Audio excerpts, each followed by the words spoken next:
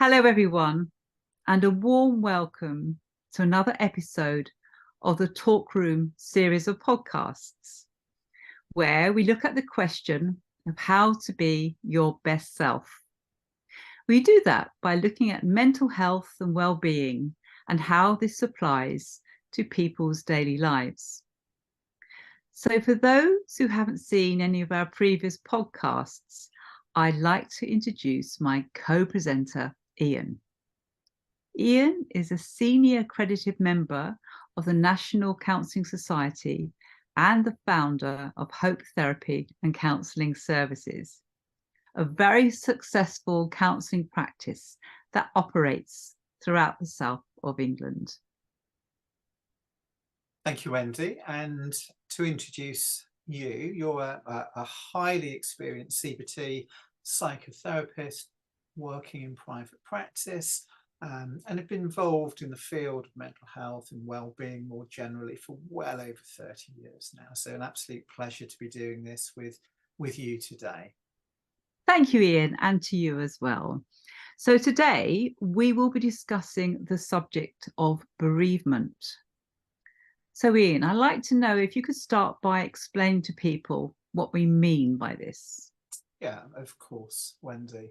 So at its essence, bereavement is experiencing a profound loss, most commonly due to the death of a loved one.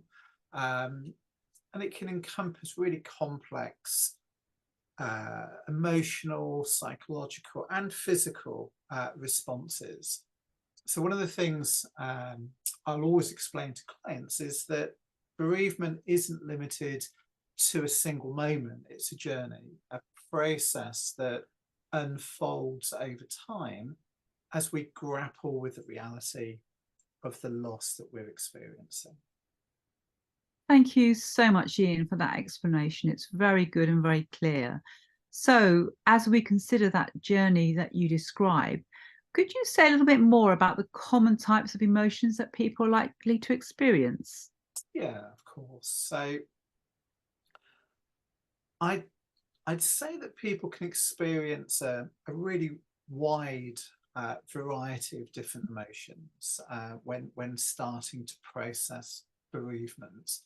And it should be remembered that there's no right way to grieve. We're all unique. Our relationship with the deceased is always unique.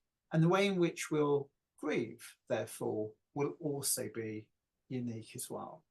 So it's important to note that if you're confronted with some form of emotion that you didn't expect, or maybe an intensity of emotion that you didn't expect, that doesn't make it wrong in any way. But equally, if we don't experience a particular emotion, that isn't wrong either. But saying that, some of the emotions that it's most common for people to experience may include things such as sadness, this intense feeling of sorrow, of unhappiness due to the passing of a loved one. And as I said earlier, bereavement isn't static. It's common for this to come and to go in waves, sometimes really intensely, yes, and sometimes less so.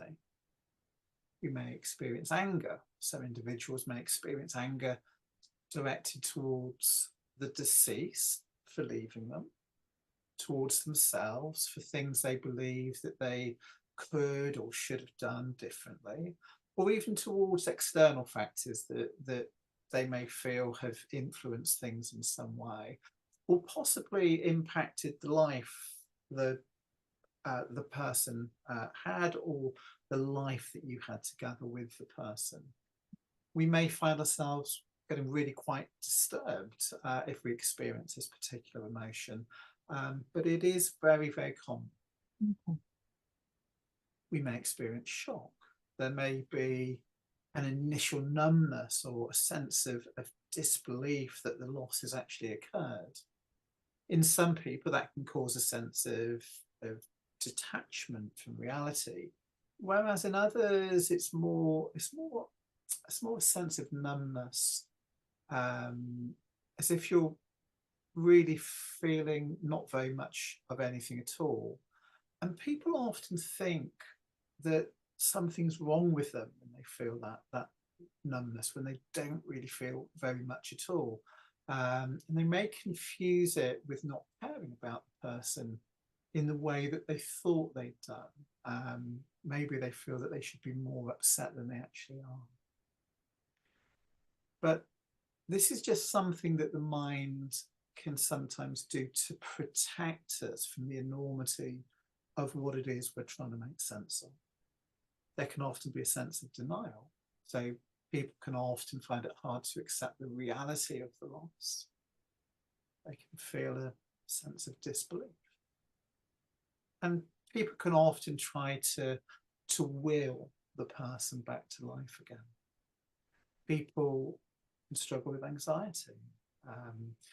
People often report worry and a sense of apprehension about facing the life ahead of them without the presence of the person who's passed.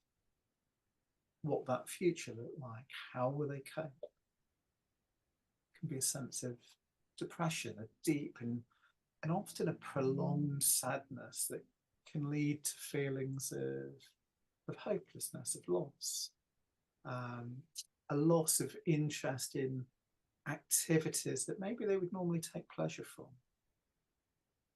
They may experience changes in things such as sleep patterns, changes in appetite. There can be a sense of relief that people feel, and in cases where the deceased has suffered for a prolonged period of time, maybe from some sort of terminal illness, there might be a sense of relief that that suffering is ended for. And that emotion can often surprise the person. There can often be a sense of guilt which is attached to that emotion. How can I feel relief that somebody has actually passed? This person that I cared so much about, how can I think that? What does that mean about me? And then there might be a sense of confusion. It's not uncommon that people can find it really difficult to concentrate, really difficult to make decisions about things. And that's to do with the emotional turmoil that they're going through at that point. So those are just a few of the really common things that people report feeling. And as I say, there's no right or wrong way to grieve. There's no single way to do it. Also, we have to remember that bereavement isn't just about feeling sad. It really is a dynamic, emotional landscape that we find ourselves progressing through, a whirlwind of feelings that can incorporate a whole variety of different things. So yeah, that just gives an idea of it. Yeah. Thank you so much, Ian. That was so very, very helpful. Thank you for that. And that leads me on to my next question. And one of the many things that people struggle with when they are bereaved is simply the enormity of the experience, how bereavement can impact them in ways that they didn't understand or necessarily expect. So could you tell us a little bit more about how people experience bereavement in terms of the physical changes they may experience or notice? Yeah, of course. So as you say, bereavement can touch every aspect of our lives, not just emotionally, as we've already talked about, but mentally and physically as well. People often describe a wide variety of physical symptoms when they become bereaved. People might talk about fatigue.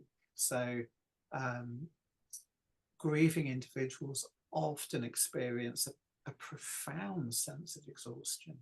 The emotional and mental strain of grief can be tremendous on people. Our sleep can become disturbed, and increased stress can lead to persistent fatigue, a lack of energy. So if you don't feel like you have any energy, that really is entirely understandable and very, very common for somebody that's struggling with bereavement. People often have sleep disturbances, so bereavement can impact our sleep patterns in a whole variety of different ways, leading to difficulties in us going to sleep in the first place, difficulties with us staying asleep, and also the quality of the sleep that we have when we are asleep. So insomnia and nightmares are really common with bereavement. So again, if people are experiencing those types of things, that isn't at all uncommon.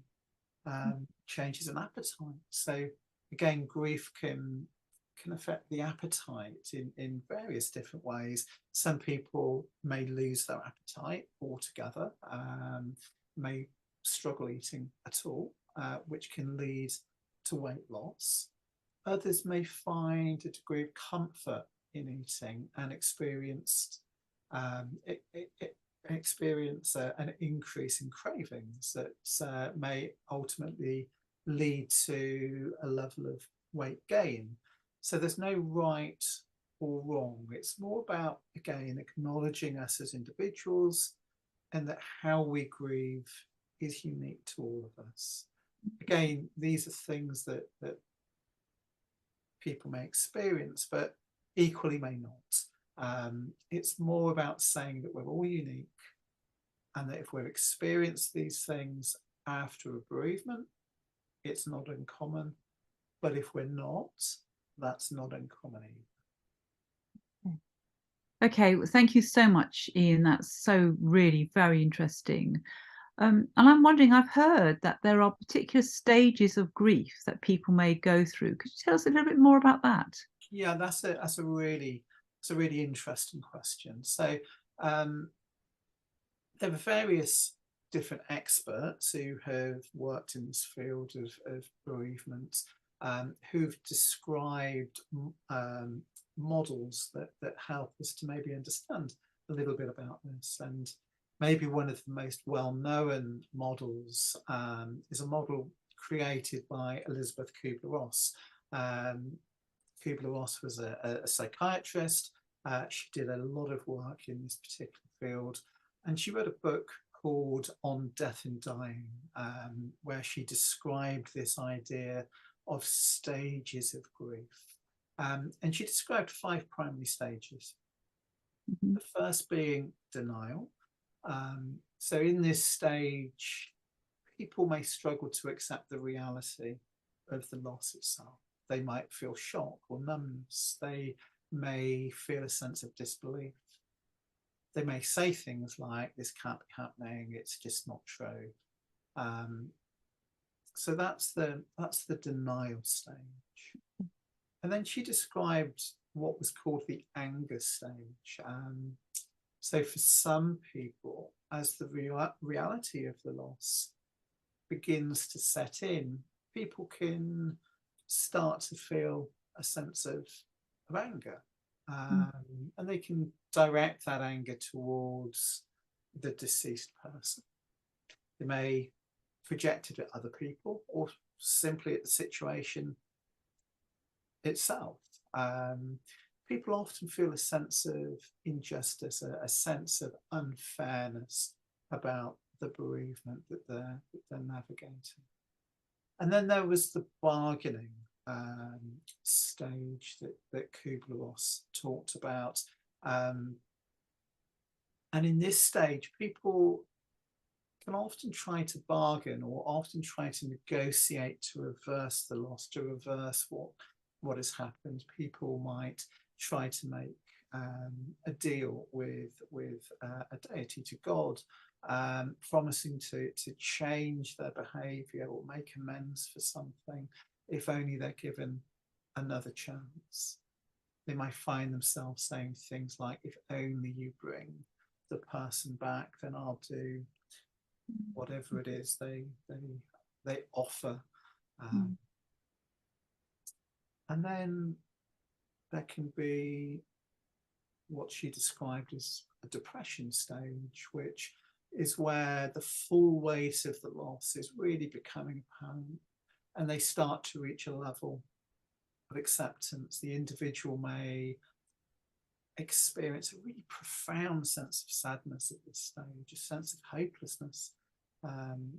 So this stage can involve feelings of deep sorrow, of loneliness, a lack of interest in activities that maybe once they enjoyed. And then finally, she described the acceptance stage, and this is the final stage in the model. And it's when individuals begin to come to terms with the reality of the loss. They start to find ways to adjust their lives without the presence of the deceased. They may start looking towards the future more. And it's important to note that acceptance doesn't mean necessarily happiness or the absence of sadness. Simply, they found a way of accepting the situation as it is. But we have to remember that this is just one example of a model that can help us to maybe understand things. Other models look at things in very different ways. It's also important to remember that not everyone will go through all of the stages of that model. They may also follow a different order than Kubler-Ross described. And people can also move in both directions as well. So they may feel that they've reached one stage, and then the next day they can find that they've had a little bit of a backward slip as well, and moved back into a previous stage. So people can find it helpful to understand models of this kind, but as I said earlier, there's no single right way to grieve. So if your grief doesn't follow the Kubler-Ross model exactly, or even at all, that doesn't mean there's necessarily anything wrong with the way in which you're grieving. It simply recognizes your own personal uniqueness. Okay, again, very, very helpful. Thank you so much, Ian. I'm just wondering, I mean, obviously bereavement is sadly a part of life that most of us will experience at some point. And as you know, in many cases, people may be really affected by the bereavement, but find a way to navigate things independently. But sometimes it's possible we may all struggle with something and may benefit from speaking to someone experienced in supporting people who have got experience in working with bereavement. So Ian, could you say a little bit more about this? What should people start thinking about when contacting a bereavement counsellor or therapist? Yeah, a really great question. And grief is a highly personalised thing, and there's no right time as such. Whenever you feel the need for support, is okay to reach out for that support. But there are maybe some red flags that we can consider when thinking about, is it time for me to reach out for help? So we might think about intense or prolonged distress. So if you find yourself regularly overwhelmed by really intense emotions, such as persistent and severe sadness, or anger, or guilt, or anxiety, and these emotions don't seem to be subsiding over time, it might be helpful to reach out to somebody who's experienced in supporting people who are bereaved. That might be a sign that it's time to start looking for that help. We might think about isolation and withdrawal. So if you're isolating yourself from your friends and from your family, maybe isolating yourself from activities you used to derive pleasure or enjoyment from. A counsellor can just help provide a supportive space for you to express your feelings and your emotions at a point like that. That might be a bit of a sign that it's time to start looking. Persistent physical symptoms. So if you're experiencing severe physical symptoms, as I mentioned earlier, so things like extreme fatigue, sleep disturbances, maybe changes in appetite, or maybe even unexplained physical pain, it can be a good idea to maybe start thinking about reaching out for some sort of support.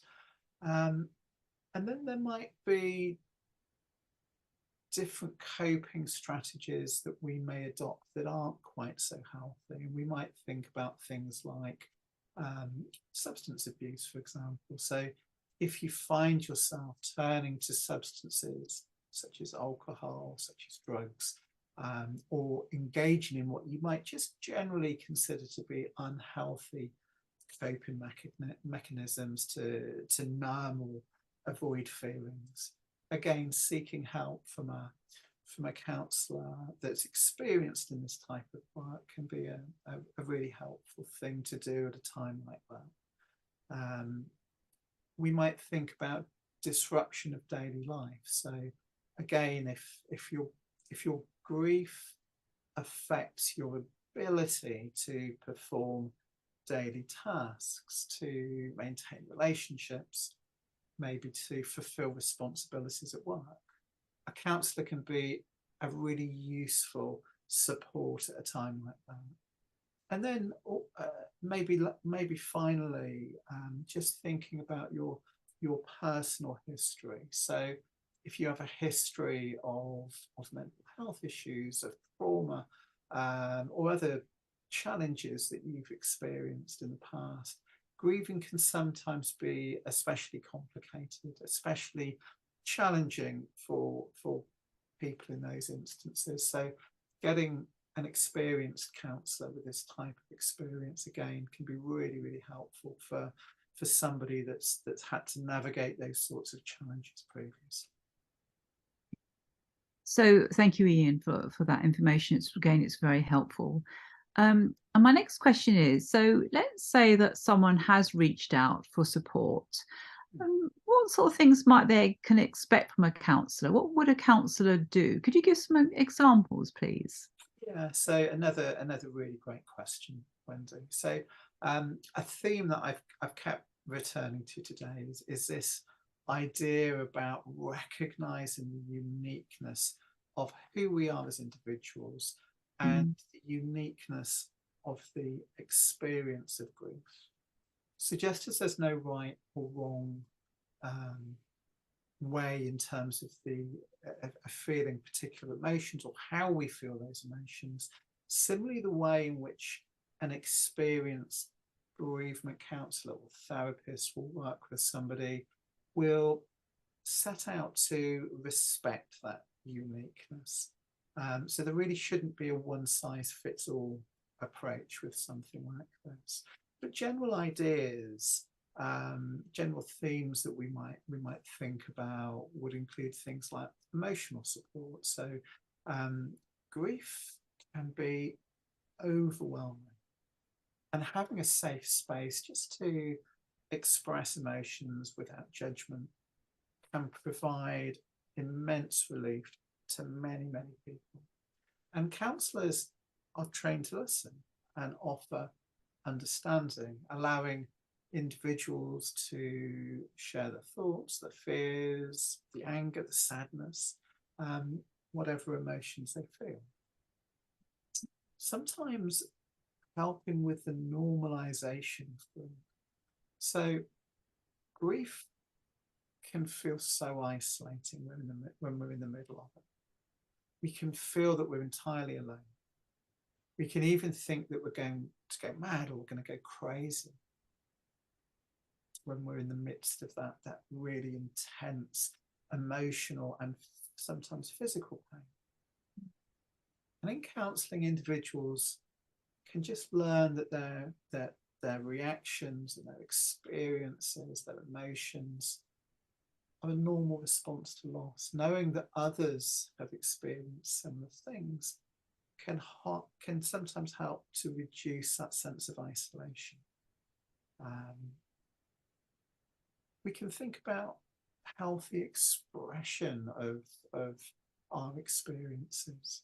So again, grief counselling just encourages individuals to express their emotions in healthy ways, fostering emotional release, and just preventing the build-up of unresolved feelings and emotions. It can help people to express their emotions in ways that serve us whilst we're going through what, for many, can be an incredibly painful and challenging time. We can learn coping strategies. So coping with bereavement can require a whole toolkit of different strategies sometimes. So seeking professional support, engaging in self-care, reaching out to family and friends are all important ways to navigate this journey that we may be going through. It's okay to ask for help and lean on others during what can be the most challenging of times for many. One of the things that a counsellor might work on with you is what we would describe as finding meaning amidst loss. So as we grapple with the pain of bereavement, the challenge of bereavement, we often search for meaning in our experience, meaning within the experience and the pain itself. So whether it's finding purpose through personal growth, maybe discovering new perspectives, or dedicating effort to honour the memory of those that have been lost. Finding meaning can be a really powerful part of the healing process that we go through, and an experienced counsellor can be really helpful in navigating that path. And honouring memories and finding next steps. So remembering and honouring those that we've lost is absolutely fundamental. It's key to the work of bereavement. Creating rituals, memorials, finding ways to celebrate their lives can help keep their memory alive.